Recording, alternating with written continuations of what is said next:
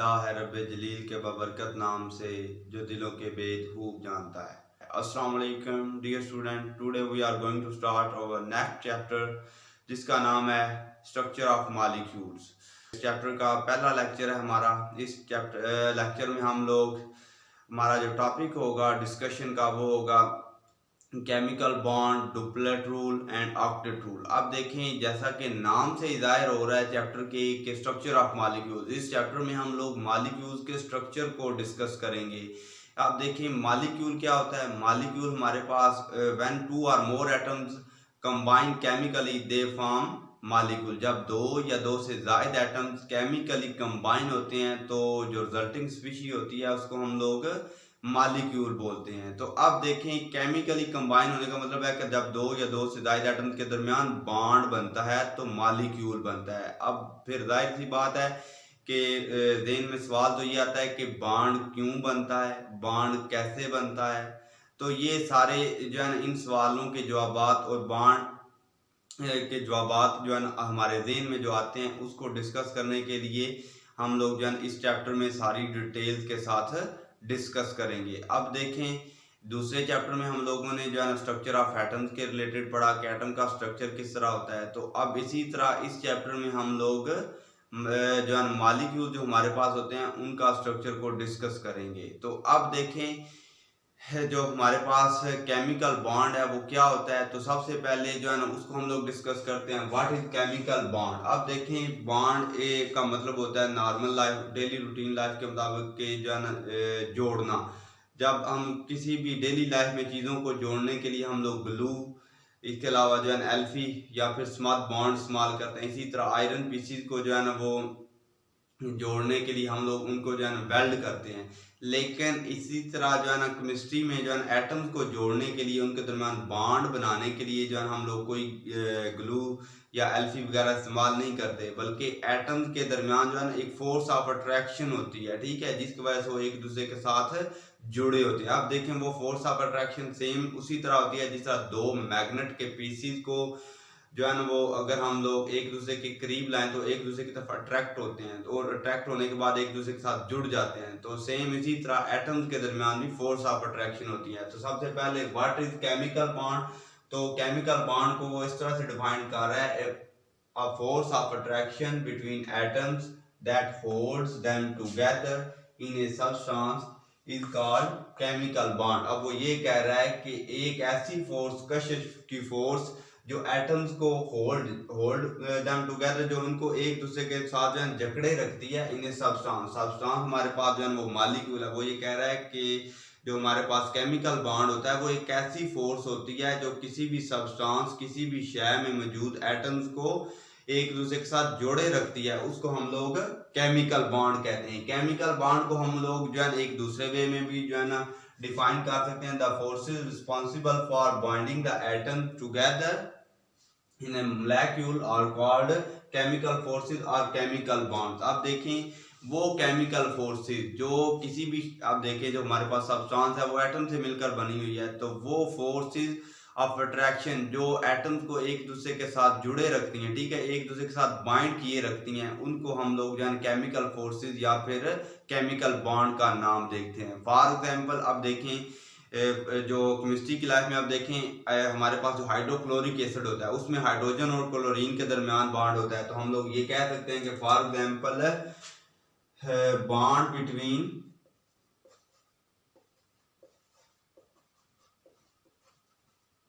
Hydrogen and chlorine in HCl।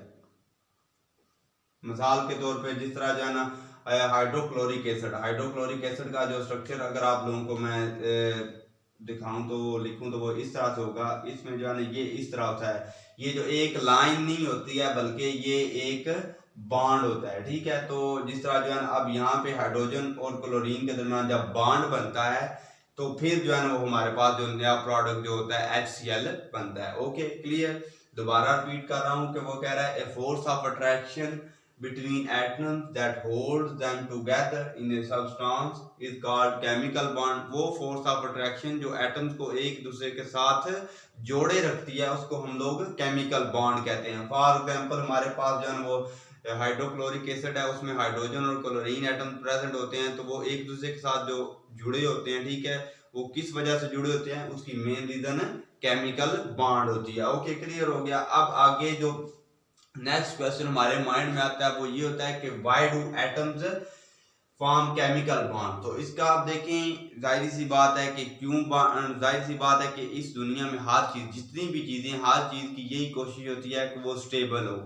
तो इसी तरह एटम्स भी जो है ना वो आगे स्टेबिलिटी गेन करने के लिए जो है ना वो बॉन्ड्स बनाते हैं, मतलब कि वो अपनी इलेक्ट्रॉनिक कॉन्फ़िगरेशन नोबल गैसेस की तरह जो है ना बनाने के लिए, अटेन करने के लिए बॉन्ड बनाते हैं। अब देखें, it is a universal rule. वो ये कह रहा है कि ये यूनिवर्सल रूल है that everything in this world tend to become more stable. अब देखें, हर चीज जो इस दुनिया में जो है ना कह सकते हैं कि मौजूद है, वो जो है ना स्टेबिलिटी गेन करना चाह रही है। वो उसकी कोशिश यही है कि वो ज्यादा, पहले से ज्यादा जो है ना अच्छी नजर आए। तो इसी तरह एटम्स अचीव स्टेबिलिटी। वो ये कह रहा है कि जो एटम्स होते हैं वो स्टेबिलिटी इस तरह अचीव करते हैं by attaining electronic configuration of noble gases. कि जो एटम्स होते हैं, अब देखें हमारी जो डेली रूटीन लाइफ होती है, हम लोग तो जो जैसा कि अब ट्रेंड चल रहा है कि हर बंदे की यही ख्वाहिश होती है कि मेरे पास गाड़ी हो, बंगला हो और वेल सूटेड हूँ, तो वेल पर्सनैलिटी हो, तो उसको हम लोग जो है ना स्टेबिलिटी जो है ना जो आए इन दिनों में चल रहा है, स्टेबिलिटी का आप कह सकते हैं कि रूल चल रहा है, वो ये है। लेकिन एटम्स को जो है ना स्टेबिलिटी के लिए उनकी कोशिश होती है कि उनकी जो इलेक्ट्रॉनिक कॉन्फ़िगरेशन है वो नोबल गैसेस की तरह नजर आए। मतलब कि जो एटम के लिए रोल मॉडल होते हैं वो नोबल गैसेस होते हैं। तो एटम जो है ना वो कह रहा है कि atoms achieve stability by attaining electronic configuration of noble gases. Noble gases हमारे पास जो ग्रुप 18 की एलिमेंट होते हैं। सेकंड चैप्टर में हम लोगों ने पढ़ा है कि जो पीरियोडिक टेबल, थर्ड चैप्टर में पढ़ा है पीरियोडिक टेबल में 18 जो है ना ग्रुप्स होते हैं। तो उसमें से सबसे जो राइट साइड पे ग्रुप प्रेजेंट होता है जिसको जो है ना वो नोबल गैसेस का ग्रुप कहा जाता है। तो नोबल गैसेस में हमारे पास जो एग्जांपल्स हैं वो होती हैं helium, neon, argon, krypton, xenon और रेडॉन। तो अब जितने की बाकी टोटल जो है ना वो 118 एलिमेंट्स हैं। टोटल 118 एलिमेंट्स में से 6 जो है ना ये नोबल गैसेस होती हैं। तो बाकी जो 112 एलिमेंट्स हैं उनकी कोशिश यही होती है कि की जो उनकी जो इलेक्ट्रॉनिक कॉन्फ़िगरेशन है वो इन नोबल गैसेस की तरह हो, तो ताकि वो स्टेबिलिटी गेन कर सके। तो ये वजह है कि जो एटम्स होते हैं वो बॉन्ड बनाते हैं। दोबारा रिपीट कर रहा हूँ, it is a universal rule that everything in this world tends to become more stable. Atoms achieve stability by attaining electronic configuration of noble gases। वो ये कह रहा है कि इस दुनिया में जितनी भी चीजें मौजूद हैं, हर चीज, ये यूनिवर्सल रूल है, हर चीज की कोशिश यही है कि वो स्टेबिलिटी गेन कर सके। तो इसी तरह स्टेबिलिटी गेन करने के लिए जो एटम्स होते हैं वो उस वक्त स्टेबिलिटी गेन करते हैं जब उन, मतलब कि पहले से ज्यादा स्टेबल होते हैं, जब उनकी जो इलेक्ट्रॉनिक कॉन्फ़िगरेशन है वो नोबल गैसेस की तरह हो जाए। ठीक हो गया। तो अब देखें, फिर आगे ये क्वेश्चन भी आ जाता है कि नोबल गैसेस जो है ना वो क्यों स्टेबल हैं। बाकी आप देखें ना, रोल मॉडल उनके लिए कहा गया है कि परफेक्ट कहा गया है कि नोबल गैसेस जो होती हैं वो स्टेबल होती हैं। वो क्यों स्टेबल होती हैं उसका भी एक क्वेश्चन अब आगे ज़हन में आ जाता है। तो आगे क्वेश्चन जो हमारे पास है वो ये है कि why noble gases are stable, भी आप कह सकते हैं, या फिर जो है कि वो नॉन रिएक्टिव और इनर्ट। अब देखिए, नोबल गैसेस नॉन रिएक्टिव का मतलब है कि वो आगे जो है ना किसी भी रिएक्शन में टेक पार्ट नहीं करती, किसी भी दूसरे के साथ रिएक्शन नहीं करती। अब देखें, जो हमारे पास ये जो एग्जांपल थी हाइड्रोक्लोरिक एसिड की, ये इसका जो स्ट्रक्चर है हाइड्रोक्लोरिक एसिड की, इसमें हाइड्रोजन और क्लोरीन बॉन्ड बना रहे हैं, दोनों एक दूसरे के साथ रिएक्ट कर रहे हैं। लेकिन नोबल गैसेस आगे फर्दर किसी रिएक्शन में जो है ना टेक पार्ट नहीं करती। क्यों नहीं करती? क्योंकि वो स्टेबल होती हैं। तो उसकी जो रीजन है वो ये है कि the noble gases have 2 or 8 electrons in their valence shell. अब देखिए, जो नोबल गैसेस, जिस तरह हमारे पास जो noble gas helium, neon, argon, krypton, xenon, radon है, इनका जो वैलेंस शेल होता है उसमें 2 या 8 इलेक्ट्रॉन होते हैं। फॉर एग्जांपल आप देखिए, हमारे पास जो है पहली जो नोबल गैस है हीलियम का जो एटॉमिक नंबर है वो 2 है। पहली जो नोबल गैस हमारे पास है वो है हीलियम, ये इसका न्यूक्लियस हो गया। तो न्यूक्लियस के बाद जो है वो शेल होते हैं, इसका जो पहला शेल होता है वही इसका वैलेंस शेल होता है। तो इसका जो एटॉमिक नंबर 2 में ये शो कर रहा है कि इसके पास 2 ही प्रोटॉन है और 2 ही इलेक्ट्रॉन्स है। तो इसके जो वैलेंस शेल में जो है ना वो 2 इलेक्ट्रॉन है। इसको मैं जो है क्रॉस के साथ शो कर रहा हूँ, आप लोग डॉट के साथ भी शो कर रहे हैं, ठीक हो गया। और इसी तरह बाकी जो नेक्स्ट हमारे पास नोबल गैस है वो है हमारे पास नियॉन। नियॉन, आप देखिए नियॉन का जो एटॉमिक नंबर हमारे पास होता है वो होता है 10 होता है। तो आप देखें ये हो गया इसका, ये न्यूक्लियस हो गया। न्यूक्लियस के बाहर जो है ना पहले शेल में, क्योंकि जो के शेल हमारे पास होता है उसमें ज्यादा से ज्यादा 2 इलेक्ट्रॉन आ सकते हैं। फिर इसी तरह आगे हमारे पास एल शेल होगा। अब देखें जो हमारे पास के शेल है उसमें 1 इलेक्ट्रॉन 2 इलेक्ट्रॉन हो गए। फिर इसी तरह जो इसका एल शेल है, जो सेकंड शेल है, उसमें 8 इलेक्ट्रॉन्स हैं। तो ये टोटल जो है इसके पास 2 2 4 2 6 2 8 और 2 10, टोटल जो है इसके पास 10 इलेक्ट्रॉन्स हो गए हैं। तो अब इसके वैलेंस शेल में जो सेकंड शेल है, इसका आउटर मोस्ट शेल है, उसमें 8 इलेक्ट्रॉन्स हैं। हीलियम के जो है ना ये जो 2 इलेक्ट्रॉन वाली बात है ये सिर्फ हीलियम तक। ऑनवर्ड जो हमारे पास है हीलियम, उसके बाद neon, argon, krypton, xenon, radon, इन सब के जो वैलेंस शेल में जो इलेक्ट्रॉन्स होते हैं वो 8 होते हैं। तो अब वो ये कह रहा है द नोबल गैसेस हैव 2 और 8 electrons in their valence shell. के जो नोबल गैसेस होती हैं हमारे पास, जैसे पहली नोबल गैस हीलियम के पास जो वैलेंस शेल में 2 इलेक्ट्रॉन्स होते हैं, क्योंकि उसके पास एक ही शेल होता है और वही जो है उसका वैलेंस शेल होता है, उसके पास 2 इलेक्ट्रॉन्स होते हैं। फिर इसी तरह नियॉन के पास टोटल 10 इलेक्ट्रॉन्स है, लेकिन उसका जो वैलेंस शेल है उसमें 8 इलेक्ट्रॉन्स है। इसी तरह बाकी जो आर्गन, क्रिप्टॉन, जीनॉन और रेडॉन है उनके भी वैलेंस शेल में 2 इलेक्ट्रॉन्स होते हैं। तो जिसका मतलब यह है कि it means all the noble gases have their valence shells completely filled. जिसका मतलब ये होता है कि ये जो नोबल गैसेस का जो वैलेंस शेल सबसे आखिर वाला शेल है वो कंप्लीटली फिल्ड है। तो अब जाहिर सी बात है जब भी किसी चीज कोई भी चीज कंप्लीटली फिल्ड है, फॉर एग्जांपल आप देखें जो हमारे पास एक रूम है उसमें जो है 4 बंदों की गुंजाइश है, तो उसमें 4 बंदे ही इजीली रह सकते हैं। इसी तरह अगर एक हमारे पास रूम है उसमें 2 बंदे जो है इजीली कंफर्टेबली रह सकते हैं, तो उसमें 2 ही रह सकेंगे। इसी तरह हमारे पास एक कार है उसमें जो है 5 बंदे इजीली बैठ सकते हैं, तो 5 ही बैठ सकेंगे। इसी तरह अगर एक 3 सीटर हमारे पास जो है वो सोफा है तो उसमें इजीली 3 बंदे ही बैठ सकेंगे। तो यही वजह है कि इनका जो वैलेंस शेल होता है वो कंप्लीटली फिल होता है, तो मजीद इलेक्ट्रॉन अकोमोडेट करने की इनके पास जगह नहीं होती है। Their atoms do not have vacant space in their valence shell to accommodate extra electrons। वो ये कह रहा है कि इनका जो वैलेंस शेल होता है वो कंप्लीटली फिल होता है, उसमें मजीद जो है ना खाली जगह, वेकेंट स्पेस आप कह सकते हैं कि खाली जगह नहीं होती है टू अकोमोडेट, के उसमें जो है ना मजीद इलेक्ट्रॉन जो है वो फिल हो सके। Therefore noble gases don't gain lose और शेयर इलेक्ट्रॉन। यही वजह होती है कि जो नोबल गैसेस होती हैं वो ना ही इलेक्ट्रॉन अपने इलेक्ट्रॉन जो वैलेंस शेल में इलेक्ट्रॉन होती हैं वो लूज करती हैं, ना ही मजीद इलेक्ट्रॉन गेन करती हैं और ना ही इलेक्ट्रॉन शेयर करती हैं।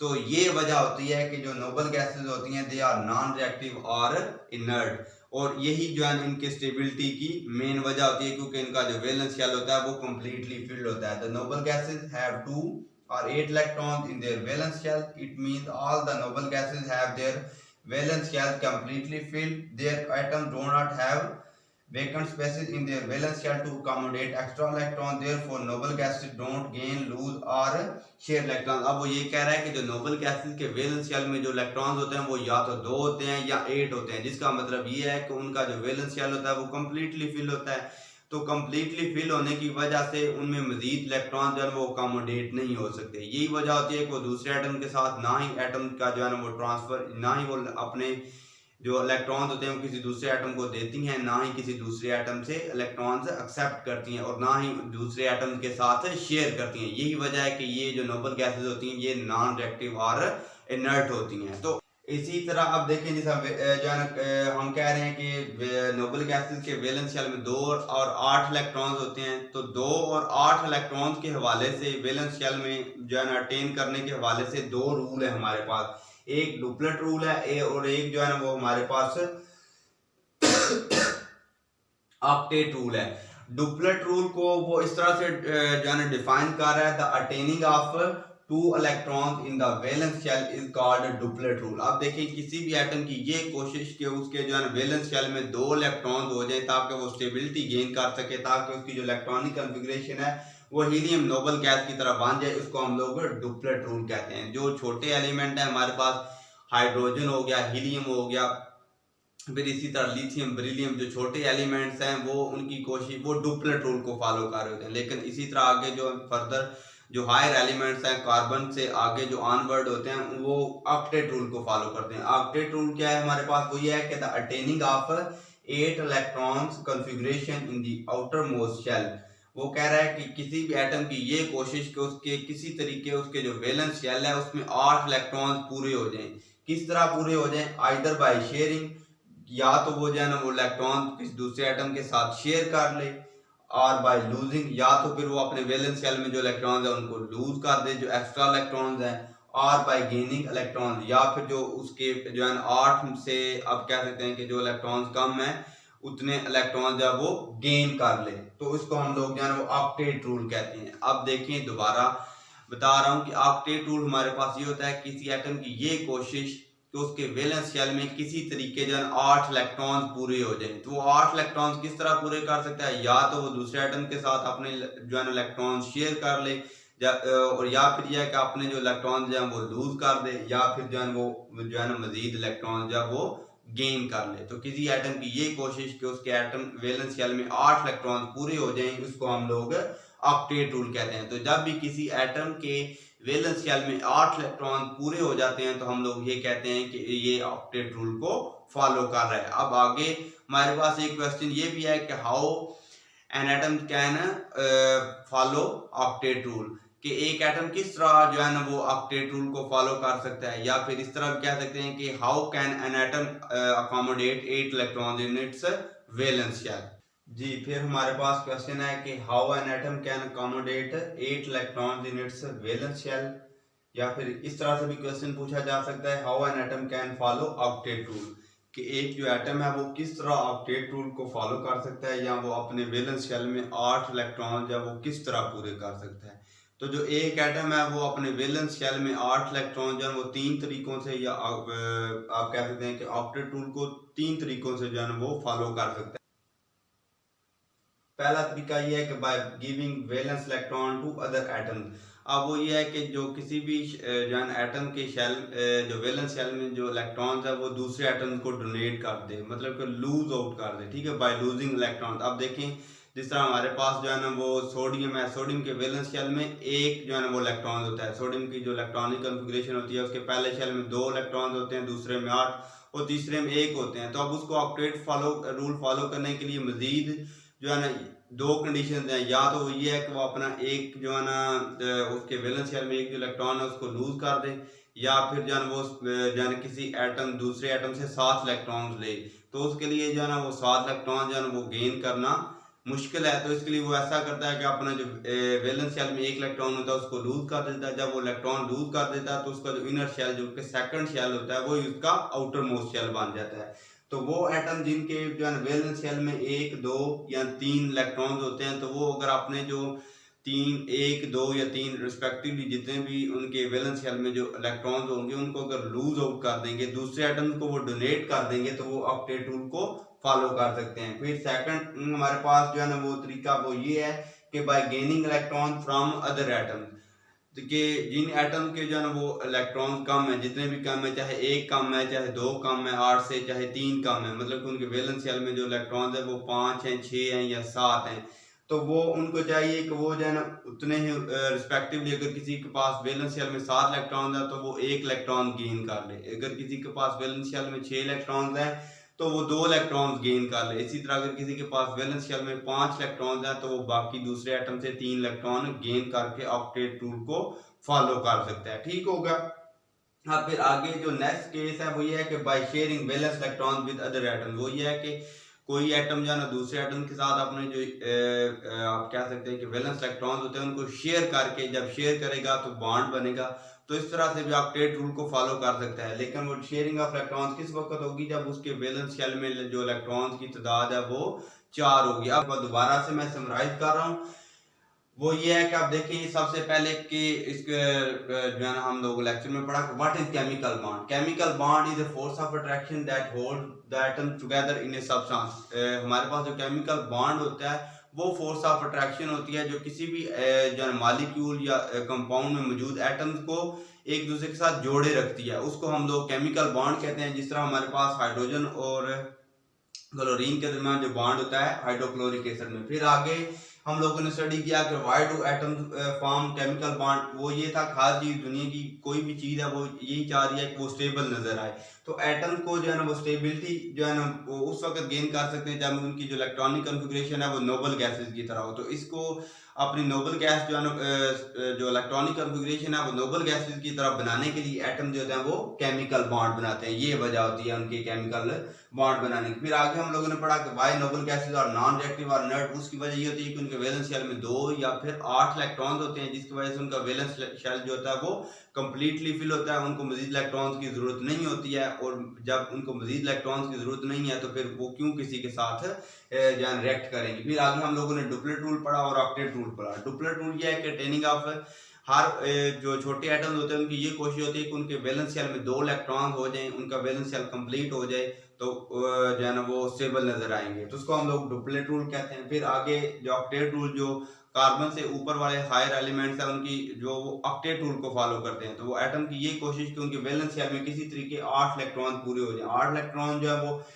दूसरे एटम के साथ जो है ना इलेक्ट्रॉन्स को शेयर करके भी पूरे कर सकते हैं, अपने जो इलेक्ट्रॉन्स हैं उनको लूज करके भी पूरे कर सकते हैं, या फिर जो है दूसरे एटम से इलेक्ट्रॉन गेन करके भी पूरे कर सकते हैं। अब देखिए आपकी बुक में तो इस तरह से लिखा हुआ है, मैंने उसी वर्डिंग को कंटिन्यू किया है, लेकिन इस तरह एक आपको जो है ना छोटा सी जो है हिंट दे देता हूँ कि जो है ना कब कोई एटम जो है ना वो लूज करेगा, मोस्टली कब लूज करेगा, कब इलेक्ट्रॉन गेन करेगा और कब जो है ना वो शेयरिंग करेगा। मोस्टली ये होता है जब किसी भी एटम के जो वैलेंस शेल में जो है ना जो इलेक्ट्रॉन्स की तादाद अगर तो 4 से कम है तो उसके लिए जो है ना लूज करने वाले कम होंगे और गेन करने वाले ज्यादा होंगे। तो फिर यही केस होगा अगर 4 से कम 3 है, 2 है या 1 है, वो यही कोशिश करेगा कि अपने जो वैलेंस इलेक्ट्रॉन है उनको लूज करके ऑक्टेट रूल को फॉलो कर दे। तो इसी तरह अगर किसी एटम के पास जो 4 से ज्यादा इलेक्ट्रॉन है तो वो ये कोशिश करेगा कि अपने जो है ना उतने इलेक्ट्रॉन जो है वो गेन कर ले। मतलब कि अगर किसी के पास 5 है तो वो 3 गेन कर लेगा, अगर किसी के पास 6 है तो वो 2 गेन कर लेगा, अगर किसी के पास 7 है तो वो 1 गेन कर लेगा। अगर उसके पास 4 इलेक्ट्रॉन्स हैं तो 4 वाले के लिए लूज करना और गेन करना दोनों ही मुश्किल है, तो वो बाकी एटम के साथ जो है ना म्यूचुअल शेयरिंग ऑफ इलेक्ट्रॉन्स कर लेगा। फॉर एग्जांपल हमारे पास जो है ना CH4 है।